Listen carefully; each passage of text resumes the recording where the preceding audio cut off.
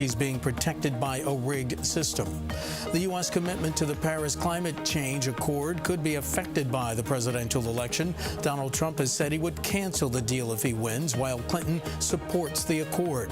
100 nations have pledged to honor the agreement. Iraqi Kurdish fighters exchanged heavy fire with militants Monday as they entered a town near Mosul held by Islamic State. Meantime, coalition troops advancing south discovered a mass grave containing about 100 decapitated bodies. In New York, I'm Mark Crumpton. Bloomberg Technology is next.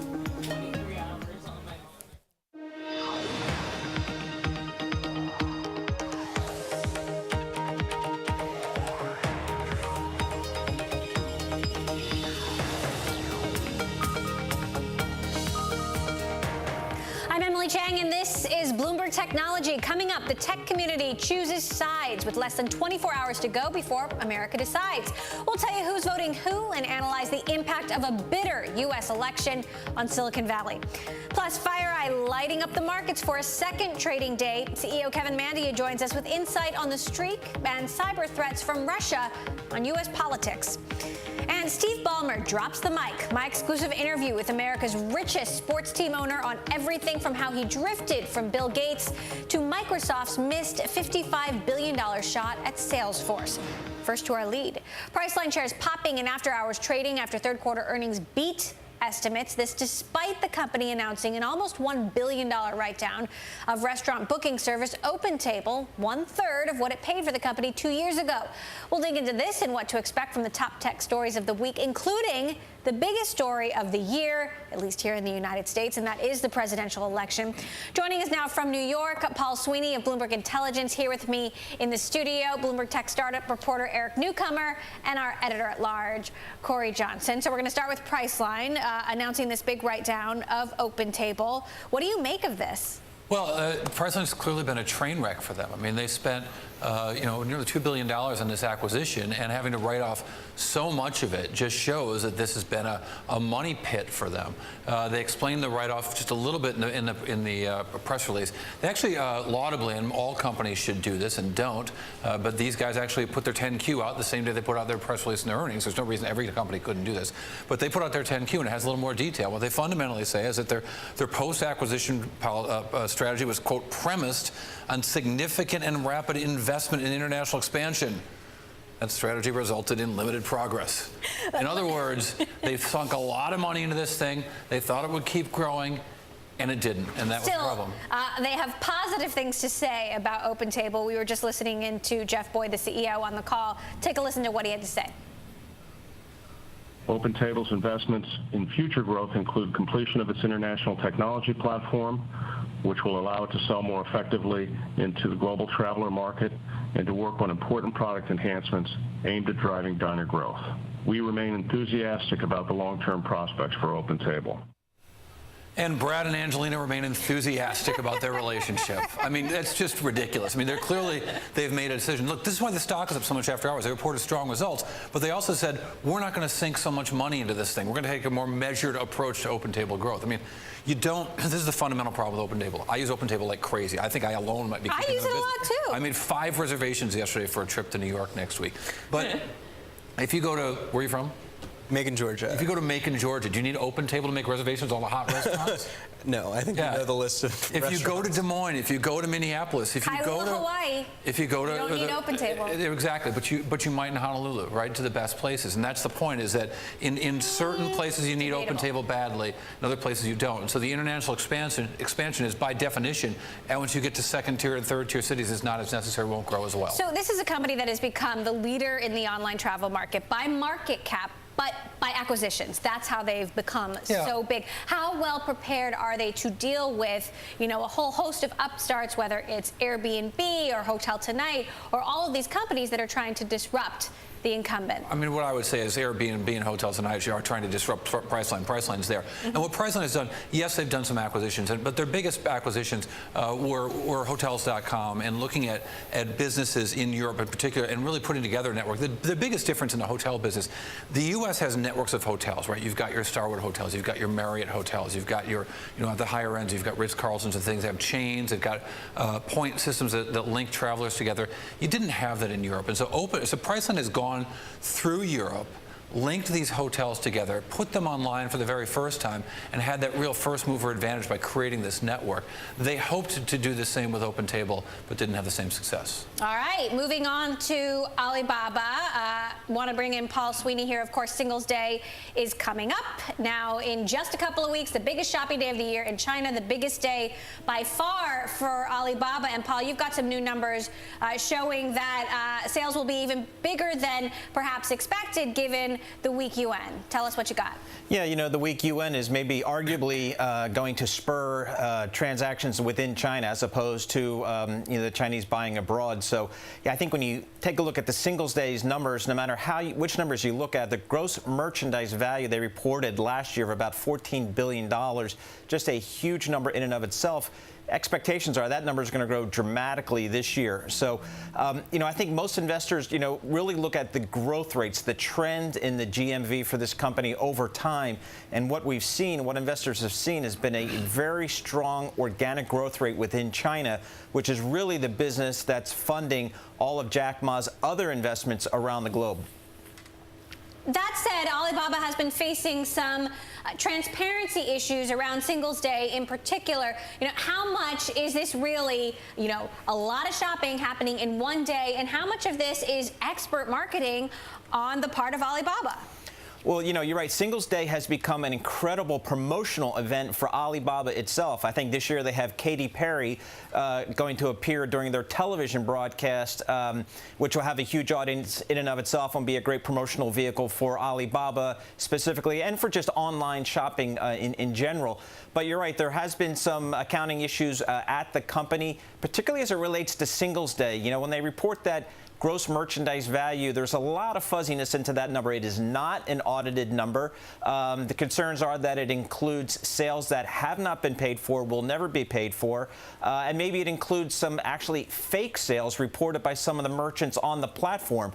So again, it's an unaudited number, and I think most investors kind of aren't too concerned about the accounting issues. Again, most investors look at the gross merchandise value that the company reports, including the Singles Day numbers, more for the directional tone that they sent. Is the growth rate still exceptional, or is it decelerating? Those are the types of things that investors focus on as opposed to the absolute number. All right, well, we'll be closely following all the numbers. Singles Day happening actually just in a matter of days later this week. I do want to talk about the U.S. election. 24 hours to go. That's tomorrow? 36 hours to go, and then hopefully it will all be over. Hopefully. All over. Hopefully.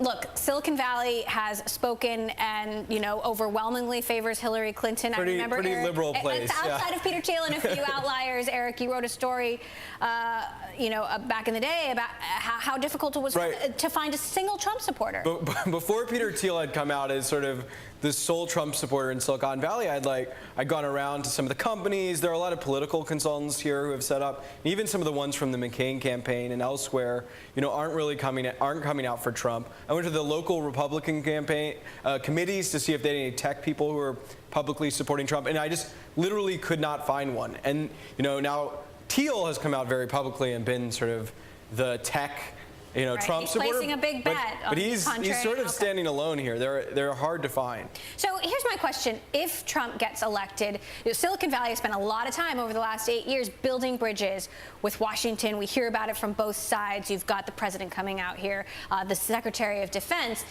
What happens if Trump is elected? Is Silicon Valley divorced from the White House for 4+ years? That unlikely, right? You're going to have political connections to business no matter who's in the White House, and you're certainly going to have it to technology, and you're going to have it to people who've probably had a history of reaching out, people like John Chambers, Republicans who've been very involved with the White House regardless of who's in there. California has always been willing to support Republicans. We've had Republican senators. Our last governor was Republican. The governor before that, or two governors before that, was Republican. This is a different brand of Republican. But this might be more about the policies about Donald Trump, and particular policies around immigration that are so not just virulent on an individual level to a lot of leaders in Silicon Valley, but also really hard to do business internationally if you affiliate yourself either with the views or the actual person who holds those views during a campaign. But if that person ends up in the White House, that might be someone you've got to do business with. All right, 24 to 36 hours to go. Hopefully we all live through it, or so. Corey Johnson, our editor-at-large, Eric Newcomer, our startup reporter, Paul Sweeney, our Bloomberg Intelligence analyst in New York. Thank you all for helping us greet the week. And a reminder to tune into Bloomberg for complete election coverage starting 7 p.m. in New York. Tuesday, Bloomberg Television, also Bloomberg Radio and Bloomberg.com. Tune in. And still to come, FireEye shares on a tear after its latest earnings report. We'll talk to new CEO Kevin Mandia about the company's improving forecast and the rise of Russian hackers this election season next. This is Bloomberg.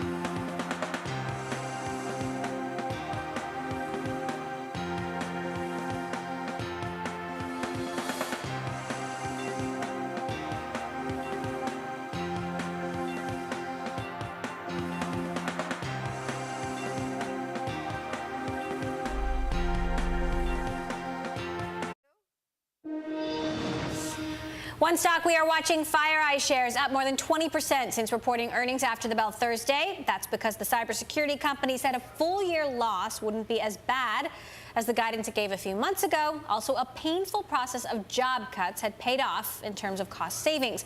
Joining us now for more on the report and with cybersecurity top of mind before the U.S. election, FireEye CEO Kevin Mandia. Kevin, great to have you here. Yeah, no, this is our first time speaking since you became CEO, and obviously FireEye is a company that made its name investigating high-profile cyber attacks, but it struggled more with the shift to the cloud. What do you see, your strategy relying on more? Will it be products or services? Well, I think you have to do both. I think services are strategically important. One of the things we do is we own that moment when there's a security breach. So we get to see firsthand how attackers evade technologies, how they circumvent safeguards, and then we have the ability to adapt to that. So it's a very strategic thing. We want to own that moment.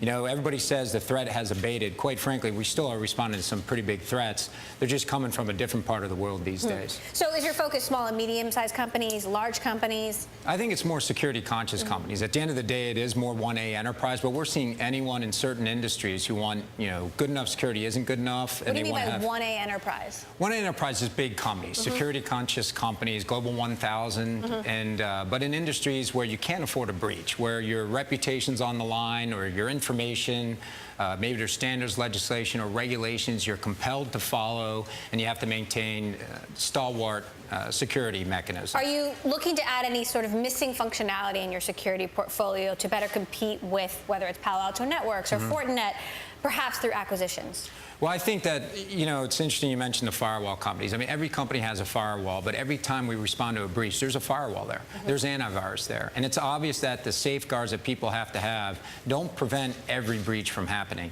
And that's something that's hard for people to understand when they think, wow, I have a security posture that's 95% effective. The problem is 95% on the internet may not be that great. It just scales so much. So we're the company that we believe that if you respond to every breach that matters, and we have threat intelligence in 30 countries, we can bring all that to bear all the time. So anytime safeguards are evaded, we can adapt, have a learning system, and update our customers' security to the threats of today. So if there was any area of, you know, FireEye's portfolio that you would like to beef up, what would that be?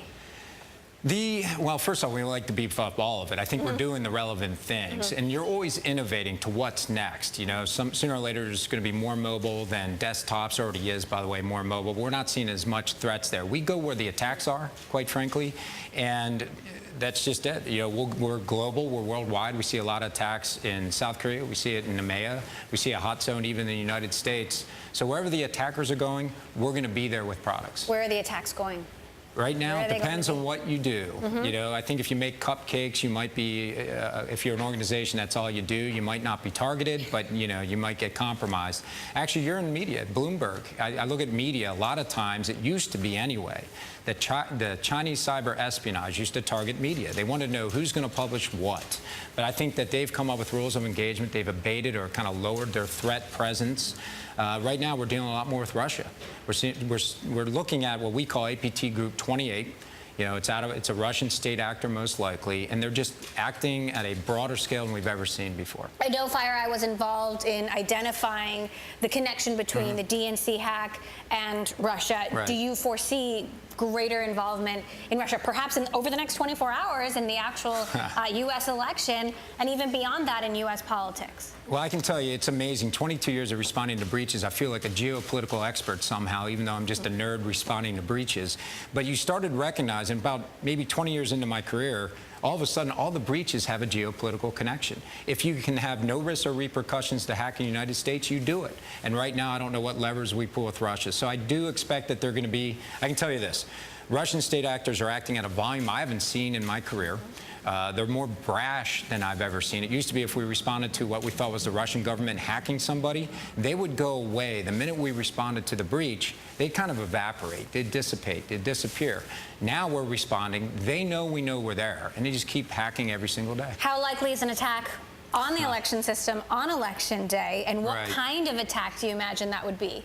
Well, any attack can happen anytime. Here's what I think in regards to the election system. I believe it's really hard to alter the election results. You can probably discredit the results. You can do all kinds of defaming, and that's just the internet's way. You never know who's really publishing things. It's one thing to be able to have the capability to do it. It's another thing to exercise that capability. And I think with all the experts watching the internet tomorrow, watching the results, your risk profile will change. Even if you could hack the election system somewhere, are you going to opt to do it or not is going to be the question, because I don't think you'll get away with it. What about a DDoS attack? DDoS attacks, they can happen every time. That's just like dialing 911. So you're saying, so if a Russia or a hacktivist or Right. whoever decides to take down an election server by flooding it with traffic, that can't be stopped if it happens tomorrow, right? Welcome to, I still remember back in 2000, 2001, a Canadian kid shut down some of the major websites on the internet just doing a DDoS attack. It's not going to go away. It's the new normal. We have to be ready for it. So how likely is it something like that could happen? 58%. No, I really don't know. On any given day, I've never been able to read the minds of attackers. You know, I've been in this career a long time, but I still can't read their minds, don't know. Tomorrow could be very quiet just because everybody's looking, everybody's watching. DDoS are easy attacks to carry out because you can't trace where they really come from. It's kind of hard to get the source of those. A targeted attack to alter information, that's one that I think we'd be able to pierce anonymity on, and I don't think that's very likely tomorrow. All right, well, you can read your own mind, and Bloomberg has reported that Yes. FireEye has gotten multiple takeover offers and hired banks to field offers, including one from Symantec. How open would you be to a buyout if the offer is good enough? Well, I can tell you this. It's my job to make sure the company executes on our plan. That's what we try to do. So we stay focused, heads down on what we want to do. If somebody's interested in us, that's for our board to do their fiduciary duty. All right, Kevin Mandia, CEO of FireEye, thank you so much for stopping by. We'll be watching over the next 24, 36 hours to see what happens. Okay, Great thank to you. have you. Coming up, Sprint gives SoftBank an earnings boost as the Japanese telecommunications company reports better than expected second quarter profit. We'll break down the numbers with our team in Tokyo next. This is Bloomberg.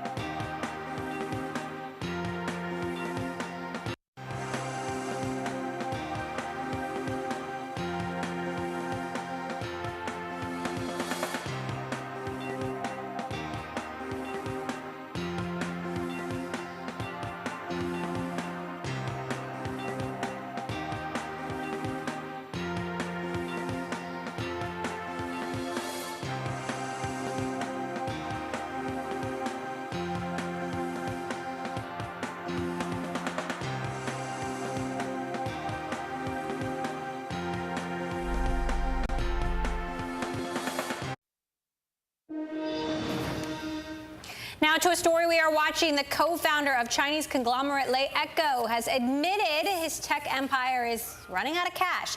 In a lengthy letter to employees, Jia Yueting apologized to shareholders and pledged to slash his income to 1 yuan, which is about 15 cents. He also said he would slow Lei Echo's madcap pace of expansion and move it toward a more moderate phase of growth. For more, we're joined by Bloomberg's managing editor for Asia Tech, Peter Elstrom, in Tokyo. So, Peter, first of all, what's your reaction to this?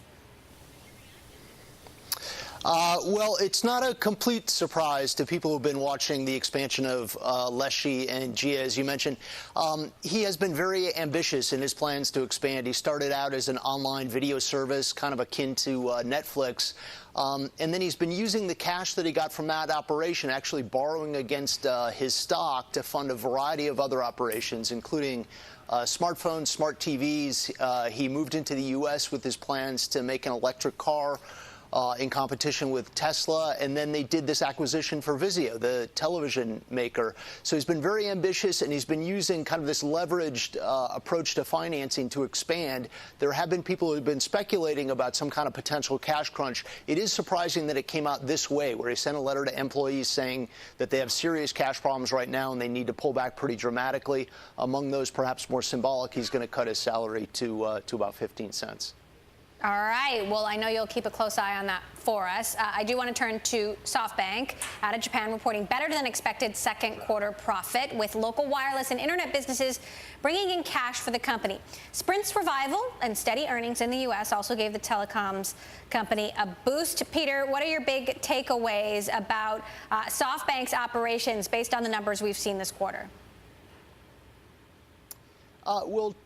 Typically with SoftBank, the operations are the least interesting part of Masayoshi Son's plans. What we've seen here is that the operations are stabilizing a bit. The Japan telecom operation continues to generate cash, which Son has used to make investments around the world. Sprint was kind of in crisis mode for a couple of years, actually, and it looks like there are signs of improvement there.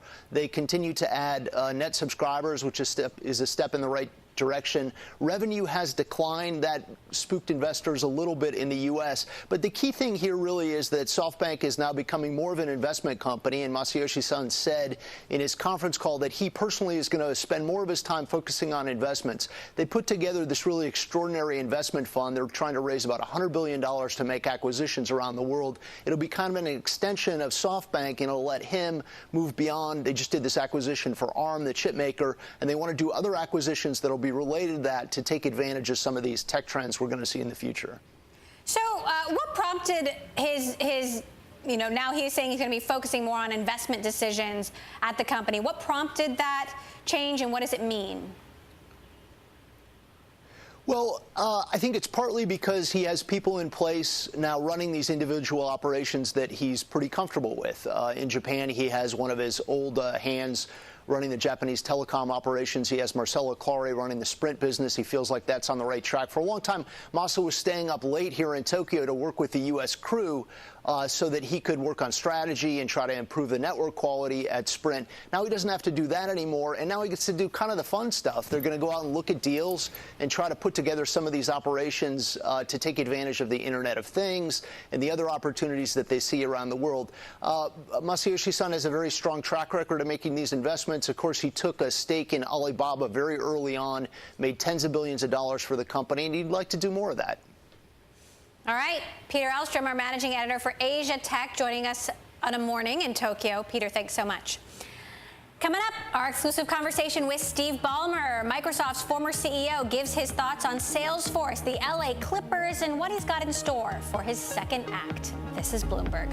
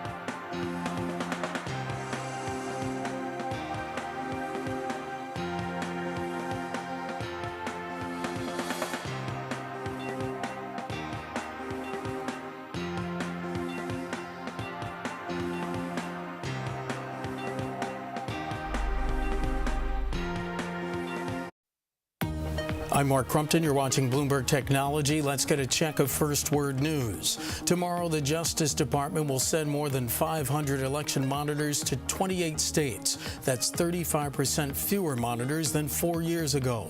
Federal poll watching has been curtailed because of a 2013 Supreme Court ruling that gutted a key provision of the Voting Rights Act. EU Commission President Jean-Claude Juncker says refugees can't pick and choose which destinations they prefer to be housed.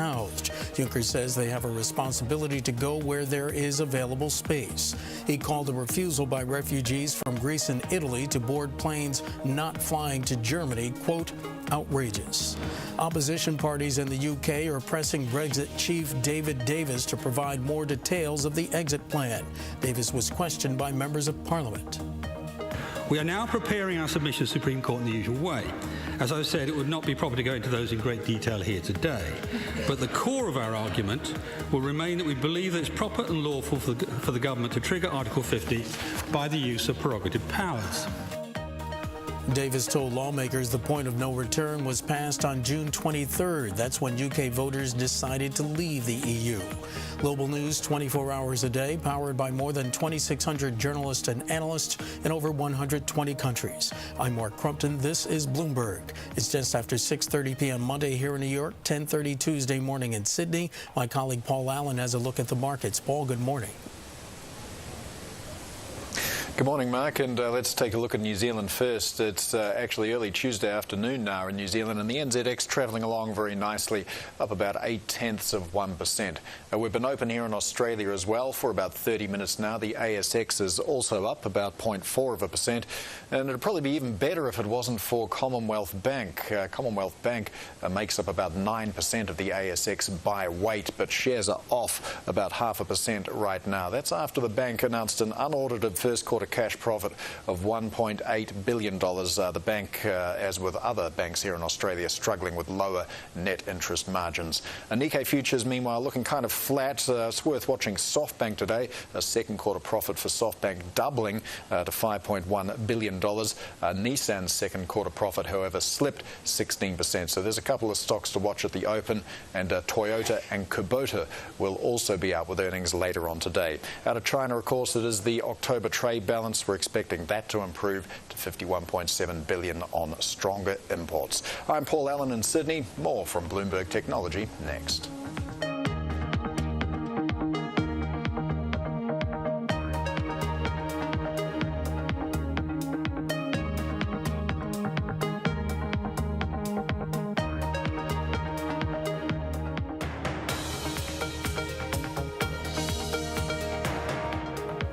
This is Bloomberg Technology. I'm Emily Chang. Former Microsoft CEO Steve Ballmer has opened up on his strained relationship with Bill Gates for the very first time.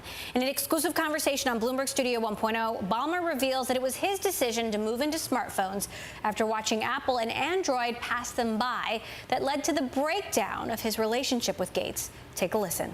People like to focus in on Bill was CEO, you were CEO. This was kind of like my baby and Bill's baby, and we were growing it and nurturing it. He was kind of like the senior partner. I was the junior partner.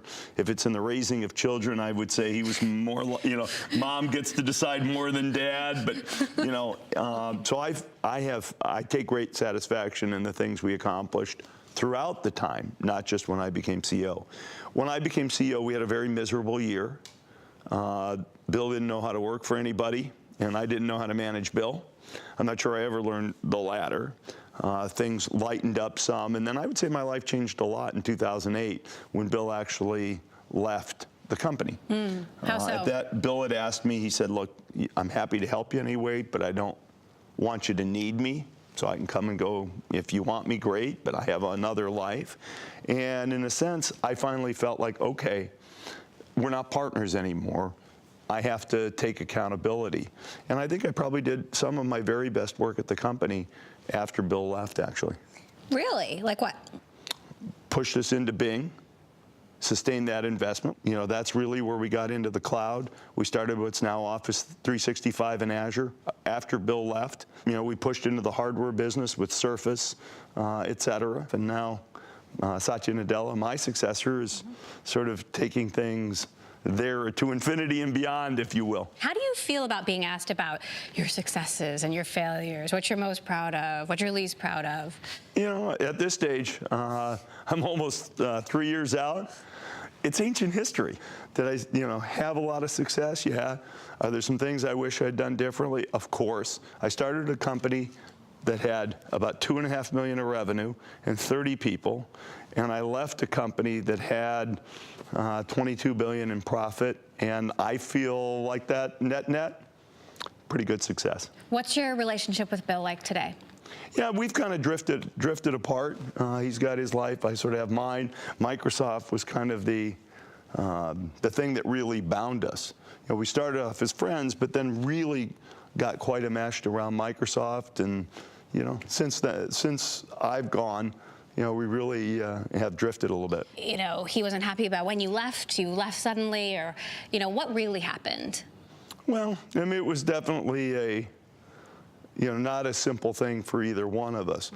I think that at the end of the day, there are probably two things. A little bit of a difference in opinion on the strategic direction of the company, which I think is a challenge. And then number two, he and I had kind of always had what I would call a brotherly relationship in the good parts and the bad parts, and I just think towards the end that was a bit more difficult than not, particularly with the strategic direction change, and the stock price wasn't going anywhere, so the rest of the board felt pressure, despite the fact that profits were going up. So I think you had kind of a combustible situation. And does it ever bother you you don't get credit for that? Sure and no. I mean, at the end of the day, I have the great sort of comfort of knowing what I did and feeling good about myself, and everything else doesn't really matter. Where did you want to take the company? Where did he want to take the company? I think there was a fundamental disagreement about how important it was to be in the hardware business. I had pushed Surface. The board had been a little reluctant in supporting it, and then things came to a climax around what to do about the phone business. Satya Nadella was on stage recently where he said missing the mobile phone was one of the biggest mistakes in Microsoft's history. What would you have done differently? I would have moved into the hardware business faster and recognized that what we had in the PC, where there was a separation of chips, systems, and software, wasn't largely going to reproduce itself in the mobile world. I wish I'd thought about the model of subsidizing phones through the operators. People like to point to this quote where I said iPhones will never sell. It was because the price of $600 or $700 was too high, and there was business model innovation by Apple to get it essentially built into the monthly cell phone bill. We should have been in the hardware business sooner in the phone case, and we were still suffering what I would call some of the effects of our Vista release of Windows, which sucked up a huge amount of resource for a much longer period of time than it should have, because we stumbled over it. And when you have a lot of your best engineers sort of, in a sense, being non-productive for a while, it really takes a toll. Would you have bought Nokia? I certainly wanted to buy Nokia. The board at first disagreed with that, and then came back and said the company should go ahead, even though I had decided to leave. I think it was, if executed in a certain way, I think it made a lot of sense. A company chose to go another direction, and that's the decision the company made. Do you think they're wrong? I see the stock price flying sky high, and all you can say is the market certainly agrees with the direction Satya's taking the company, and I'm super excited about that. Former Microsoft CEO Steve Ballmer there. Stay tuned for more of our exclusive conversation where we discuss Ballmer's move from the boardroom to the basketball court as the owner of the LA Clippers. This is Bloomberg.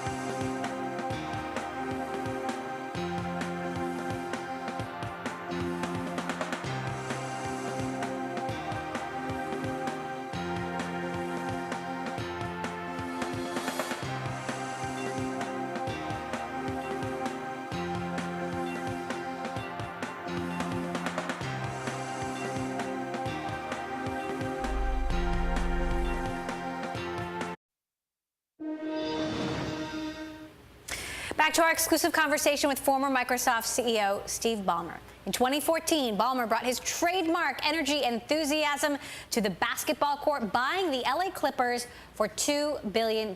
In part 2 of our interview, I asked him about the purchase and what life is like as the new owner of a sports team. I love the game. I love seeing us go out there and win. But there's aspects to the job as well. How do I, sort of properly interact with our coach, with our basketball staff, with our players? What's my role? We have big decisions in front of us. An arena. Where do we go in terms of changing the way sports is consumed using digital techniques? Not just OTT, but virtual reality and live statistics, in addition to, hey, it's the season, let's go win some ball games. So, what are your hopes for a new season? And not to talk smack, but how can you beat the Warriors this year? I don't know. I watched the Spurs beat the Warriors by 25 points in their opening game. It's kind of like what we say. Anybody can beat anybody on any given night. That said, the Cavs and the Warriors are still favored to get to the finals for the 3rd year in the row. Sure. Does the league have a competitiveness problem, and do they need to fix it? I think our league is actually pretty competitive over time. But in any given year, there are players who are difference makers. I think it is tougher to win it all if you don't have at least one and probably 2 of those difference makers. How is the search for the new arena going? We're searching. That's one of the things we'll take a look at before we're all done. First question is, what's out there for available land? What would it look like to build the building? We have some good confidence that we'll find land, that we can build a building at a good price. I am very interested in the building of an arena. But before all said and done, I'm sure we'll talk to the Staples guy. The other thing I can tell you is I don't think it ever makes sense to enter a renegotiation with a landlord unless you have an option. Right. So we will have an option, and it could be a very exciting one. Let's talk about your class that you're teaching now, because you are drilling down on government. Yeah, when I retired in early 14, my wife and I she's been working for 10 plus years on issues of child welfare and what does it take to help support children who grow up in tougher circumstances. I retired, and she says, okay, now, you're my partner. And I said, come on, the government takes care of that. All we have to do is pay our taxes correctly.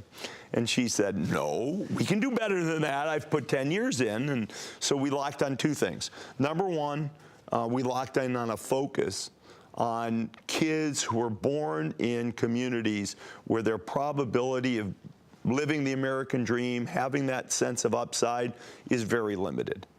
But why the government project? Because my wife challenged me. I said, okay, I got to figure out really what government does. How much money does it take in? What does it put out? How is it working? And eventually came to the idea what we needed to do was to create something like a 10K or an investor presentation, if you will. We're hoping to publish early 2017. What are the most troubling things you've found so far about the numbers? Government is actually making good progress and good improvements in many ways. I was surprised how good I felt. Not perfect, but much better about government and the taxes. And I came away with 2 big things. Number one, what I call the savings programs, not the transfers and the entitlements, the savings programs, Social Security and Medicare. We have to put aside enough revenue and enough expense to match. Those things have lost money every year since 1980. Second thing we have to do consequently then, that'll help us get the debt under control. But the third thing, which really jives with what my wife said, is there are communities of people, let's say you're born in the bottom 20%. If life was perfect, there'd be a 20% chance you stay in the bottom 20%. The truth is there are communities of people where that number's over 50%. Though that's just not okay. Every kid should at least have the opportunity. What does it take for government and for us as people with philanthropic and civic resources, what kinds of investments in not-for-profits and government programs? How does philanthropy partner with government? So it's been interesting, but when you look at government, a lot of things going well, but some things really not. The work that you're doing with your wife in philanthropy has been compared to what Mark Zuckerberg and Priscilla Chan are doing with the Chan Zuckerberg Initiative. talk to me a little bit about where you're going, where you're leaning, who you're looking to help. There's some great not-for-profits doing great work. We are trying to find the best of those who operate nationally and support them. That's number one. Number two, we are very bullish on what they call place-based strategies, where you bring a community together and you challenge everybody, the schools, everybody. Number three, we're going to focus in on certain cities. The ones we have connection to are Seattle, because we live there, LA, because we own a basketball team there, and Detroit, because I grew up there. Coming up, why there's some truth behind the comparisons between Steve Ballmer and Apple CEO Tim Cook. More of my exclusive conversation with LA Clippers owner and former CEO of Microsoft, Steve Ballmer. This is Bloomberg.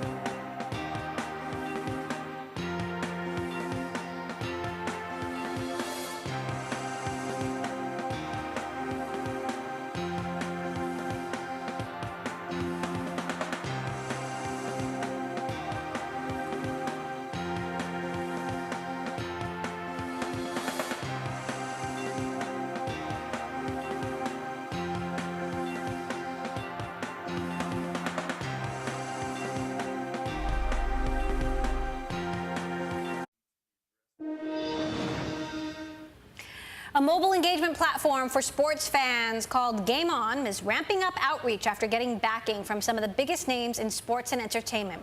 Earlier, Bloomberg Radio's Carol Massar and our editor-at-large Corey Johnson spoke with NBA legend Gary Payton and asked how the app is encouraging youth to talk about sports. Take a listen. This is very important because you got to understand, these kids are looking at us. They're like idolizing us. So the more famous people on this app, this is the more they want to be on it because they want to associate with us. They want to talk to us back and forth. So if they see us watching a Monday night football game and we're going back and forth, that's amazing to them. They want to keep doing that. They were like, oh, Gary Payton is on here. Oh, Snoop Doggy Dogg is on here. Let's talk. And we keep saying things back and forth to them. They're getting more into this app, and then they want to be on it every night. And then they'd be like, well, we can go on there. Gary Payton's on there. Let's chit chat with him and let's trash talk with him. And that's what they want. Payton went on to say athletes are investing in apps like Game On because they want to share the VIP treatment with fans. And back to our long-form interview show, Studio 1.0, and this week's episode with Steve Ballmer, former Microsoft CEO. In part 3 of our exclusive conversation, I asked Ballmer about his views on Salesforce. His successor, Satya Nadella, famously has a very public friendship with Salesforce CEO Mark Benioff, but Ballmer said he could never get the math to work. Take a listen. It's too expensive. I mean, it's a fine company. You know, is it a great company? I don't know. It's a fine company. But in my opinion, relative to earnings potential, it is dramatically overpriced. That's just my opinion. Do you think they're headed for a disaster, or the company's headed for a disaster? In my worldview, at some point in time, the market will ask companies to make profits commensurate with their market cap. Now, Amazon doesn't either. They have great potential. It's a great company, great company. When will the market demand that? Can't say. When will it demand it from Salesforce? Can't say. Is Amazon getting a pass from Wall Street? They are, because people, I think, believe powerfully enough in the future of earnings. But you can't tell me over the long run earnings and market cap are divorced. That sort of runs fundamental to my basic view in capitalism and the way it works. When you joined Microsoft, you didn't get a single share. Is that true? Well, that's complicated. I had a profit share. I never had a stock option. It's written on Wikipedia. I made money on stock options, never had any. At the day we incorporated, I had 8 3/4% of the company, and that's been the source of my ownership since then. And you still own a lot of the company today, something like 4%? I still own what I own. That's not a thing that I disclose. And with the stock at 60, you just have to consider the possibilities, given how good a job Satya's done. Bill Gates and Paul Allen have sold a bunch of their shares, but you've held on to yours, and you actually own more than them. That's correct. Why have you held on? I believed in myself. I ran a company I believed in, and guess what? It's worth a bunch. It's worth a bunch. Now, the full recognition in the marketplace of the value of the profit stream we created wasn't necessarily recognized during my tenure, but it is now being recognized in Satya's tenure. I'd say, number one, I made a great investment by holding. And number two, I have a lot of loyalty. I mean, certainly when I'm working at the place, if I start selling, what does that mean? It means I don't believe in the future of the company. I sort of basically believe that people who are on boards or work for companies, at least in leadership positions, they should actually have to hold all their stock. At what point do you think you might sell? That'll be a decision I get to make. The longer I get out of the company, the more it's not mine anymore. The more I look at the value of the stock, the more we're doing philanthropically, which is a big deal. These things will change. We've calculated you're worth $26 billion. It's your calculation. How do you manage your money? How do you manage your investments once you get to that level of wealth?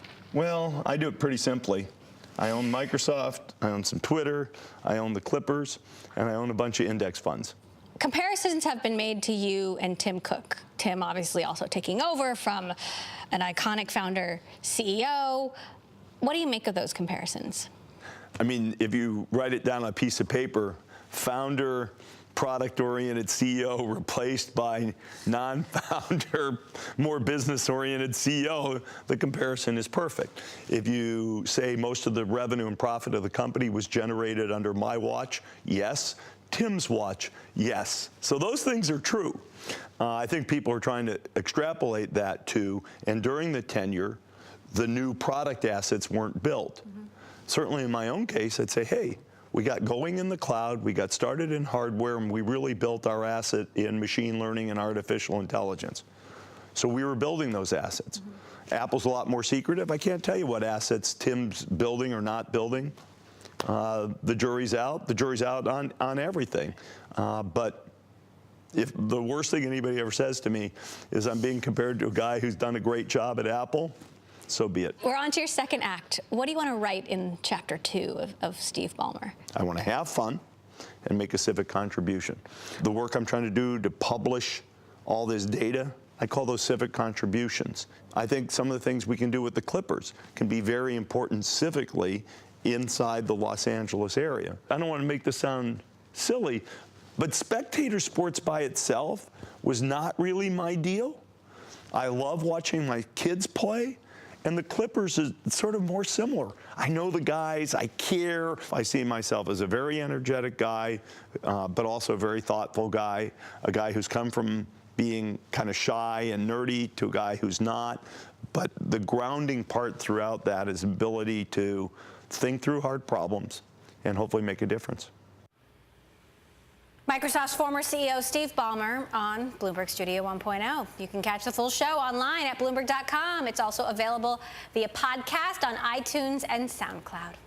And that does it for this edition of Bloomberg Technology. Remember, all episodes of Bloomberg Tech now live streaming on Twitter. Check us out at Bloomberg Tech TV weekdays at 6 p.m. in New York, 3 p.m. in San Francisco. And tomorrow, tune in for full coverage of the U.S. presidential election. Join us for all the analysis as the polls close across the country, starting at 7 p.m. New York time. This is Bloomberg.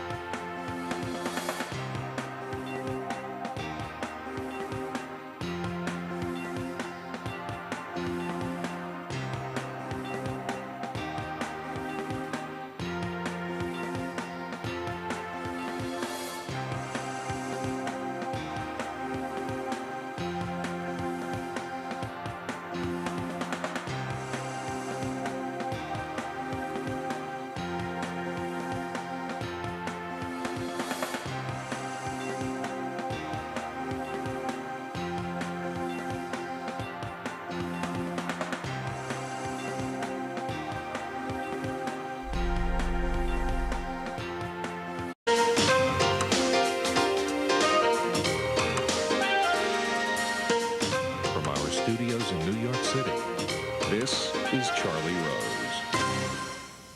Syrian President Bashar al-Assad met with a group of Western journalists and analysts and think tank people in Damascus earlier this week. During the meeting, Assad insisted that his country's social fabric was better than before the civil war that began there more than 5 years ago. He also ruled out political changes until government forces had prevailed and declared that he planned to remain president at least until his term ends in 2021.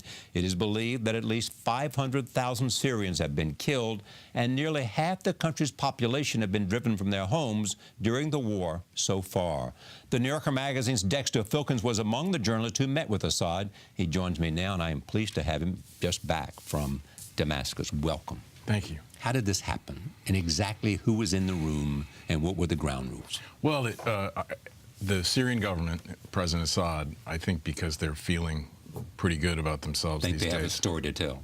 Yeah, and they're feeling stronger, I think, than they have at any point in And the last 5 militarily, years. that's correct because of the support of the Russians Yes. and Hezbollah and everybody else. They had a conference.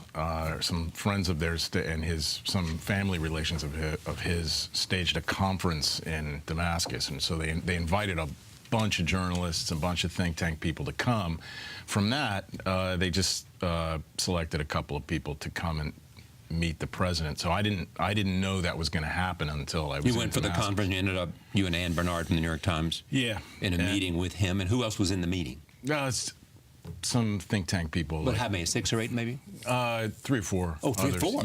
Yeah. And so we all got in a van and drove. You go into a kind of a secure area, lots of checkpoints, lots of blast walls. But then suddenly we're at his house.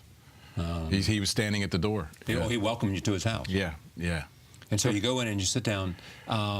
Before you talk about the conversation, tell me what's happened on the ground. What's the status on the ground as we speak? You mentioned at the top of the show what a utterly catastrophic war it is. Human tragedy. Yeah, I mean, 500,000 dead. The whole state is disintegrated. Half the country is displaced from their homes. This massive refugee crisis that's threatening the European Union. I mean, it's the great catastrophe of our